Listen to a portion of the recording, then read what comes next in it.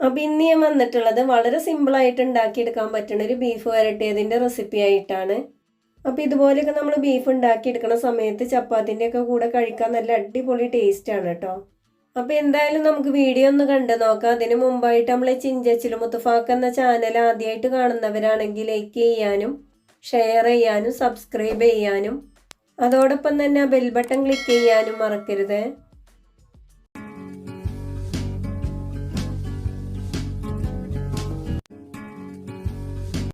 അപ്പോൾ ഇതിനായിട്ട് ഞാനിവിടെ 1 കിലോ ബീഫ് എടുത്തിട്ടുണ്ട്. കുറച്ച് നെയ്യോട് കൂടിയിട്ടുള്ള ബീഫാണ് എടുത്തിട്ടുള്ളത്. ഇനി ഇതുപോലെ ഒരു കുക്കറിൽ വെച്ചിട്ടാണ് നമ്മൾ ഉണ്ടാക്കിയെടുക്കുന്നത്. ഇതിലേക്ക് ഇട്ട് കൊടുക്കുക.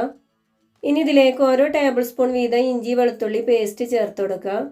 അതുപോലെ തന്നെ 2 പച്ചമുളക് കട്ട് ചെയ്തതും ചേർത്ത് കൊടുക്കുന്നുണ്ട്. പിന്നെ ഇതിലേക്ക് 2 വലിയ ഉള്ളി ചെറുതാക്കി കട്ട് ചെയ്ത് ചേർത്ത് കൊടുക്കുക. അതുപോലെ തന്നെ 2 തക്കാളി കട്ട് ചെയ്തതും കൂടെ ചേർത്ത് കൊടുക്കുന്നുണ്ട്. തക്കാളി കൂടുതലായിട്ട് ചേർക്കേണ്ട ആവശ്യമില്ല കേട്ടോ. വലുതാണെന്നുണ്ടെങ്കിൽ 1 മതിയാവും. ഞാൻ ചെറുതായതുകൊണ്ടാണ് 2 ചേർത്തിട്ടുള്ളത്. അതുപോലെ തന്നെ 2 തണ്ട് കറിവേപ്പിലയും ചേർത്ത് കൊടുത്തിട്ടുണ്ട്. ഇനി ഇതിലേക്ക് ഒരു ബിരിയാണി ഇല കട്ട് ചെയ്ത് ചേർത്ത് കൊടുക്കുന്നുണ്ട്. അപ്പോൾ ഇത് നിർബന്ധമില്ല, കയ്യിലുണ്ടെങ്കിൽ ചേർത്ത് കൊടുക്കുക. ചേർത്ത് കൊടുക്കുന്ന സമയത്ത് നല്ലൊരു ടേസ്റ്റ് തന്നെയാണ് കേട്ടോ. ഇനി ഇതിലേക്ക് വേണ്ട മസാലപ്പൊടികൾ ചേർത്ത് കൊടുക്കുക. 1/2 ടീസ്പൂൺ മഞ്ഞൾപ്പൊടി, 2 ടീസ്പൂൺ മല്ലിപ്പൊടി, 1/2 ടീസ്പൂൺ ചെറിയ ജീരകം വറുത്ത് പൊടിച്ചത്, 1/4 ടീസ്പൂൺ ഉലുവാപ്പൊടി, 2 ടീസ്പൂണോളം കുരുമുളക് പൊടി. കുരുമുളക് പൊടിൻ്റെ അളവ് പിന്നെ ഓരോരുത്തരെ എരിവിനനുസരിച്ച് കൂട്ടി കുറയ്ക്കുകയൊക്കെ ചെയ്യാം കേട്ടോ. ഇനി ഇതിലേക്ക് ഒരു 1.5 ടീസ്പൂണോളം കല്ലുപ്പാണ് കേട്ടോ ചേർത്ത് കൊടുക്കുന്നത്. അതുപോലെ തന്നെ ഒരു 1/2 ടീസ്പൂണോളം ഗരം മസാലപ്പൊടിയും കൂടെ ചേർത്ത് കൊടുക്കുന്നുണ്ട്. പിന്നെ ഇതിലേക്ക് ഒരു ടേബിൾ സ്പൂണോളം വെളിച്ചെണ്ണയും കൂടെ ചേർത്തതിന് ശേഷം നന്നായിട്ട് തന്നെ ഒന്ന് മിക്സ് ചെയ്തെടുക്കാം. അപ്പം ഞാനിവിടെ നന്നായിട്ട് തന്നെ ഒന്ന് മിക്സ് ചെയ്തെടുത്തിട്ടുണ്ട്. ഞാനിപ്പോൾ ഇതിൽ വെള്ളമൊന്നും ചേർത്ത് കൊടുക്കണില്ല. ഇനി അധികം നെയ്യില്ലാത്ത ബീഫൊക്കെ ആണെന്നുണ്ടെങ്കിൽ ഒരു 1/4 കപ്പ് വെള്ളം ചേർത്ത് കൊടുക്കുക.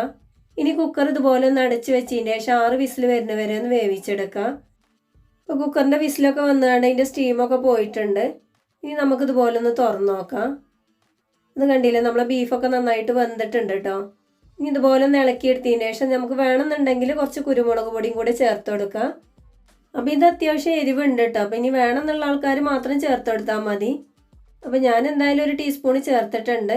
ഇനി നന്നായിട്ട് തന്നെ ഒന്ന് മിക്സ് ചെയ്തെടുത്തതിന് ശേഷം ഒന്ന് ചൂടാക്കിയെടുക്കുക. അപ്പോൾ നന്നായിട്ടൊന്ന് ചൂടാക്കി എടുത്തിട്ടുണ്ട്. അപ്പോൾ ഇത്രയും മതി. ഇനി ഫ്ലെയിം ഓഫ് ചെയ്യുക. ഇനി ഇതിലേക്ക് ഒരു ടേബിൾ സ്പൂണോളം വെളിച്ചെണ്ണ ചേർത്ത് കൊടുക്കുക.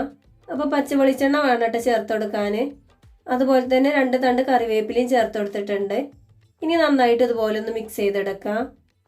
അപ്പോൾ ഇത്രയേ ഉള്ളൂ കേട്ടോ. വളരെ സിമ്പിളായിട്ട് ഉണ്ടാക്കിയെടുക്കാൻ പറ്റണം നല്ല അടിപൊളി ബീഫ് വരട്ടിയത് ഇവിടെ റെഡി ആയിട്ടുണ്ട്.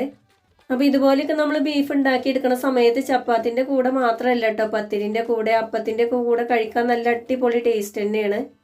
പിന്നെ നമ്മൾ ഇതുപോലെയൊക്കെ ഉണ്ടാക്കിയെടുക്കുന്ന സമയത്ത് തലേന്ന് ഉണ്ടാക്കി പിറ്റേന്ന് കഴിക്കുമ്പോൾ ഒരു പ്രത്യേക ടേസ്റ്റ് തന്നെയാണല്ലോ. അപ്പോൾ അതുപോലെയൊക്കെ കഴിക്കുന്ന ആൾക്കാരുണ്ടെങ്കിൽ താഴെ ഒന്ന് കമൻറ്റ് ചെയ്യണേ.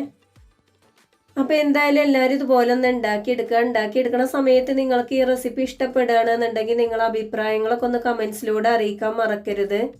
അപ്പം ഞാൻ എന്നും പറയുന്ന പോലെ തന്നെ നമ്മളെ ചിഞ്ചച്ചിലു മുത്തുഫാക്കിലെ വീഡിയോസ് നിങ്ങൾക്ക് ഇഷ്ടപ്പെടുകയാണെന്നുണ്ടെങ്കിൽ ലൈക്ക് ചെയ്യാനും ഷെയർ ചെയ്യാനും മറക്കരുത്.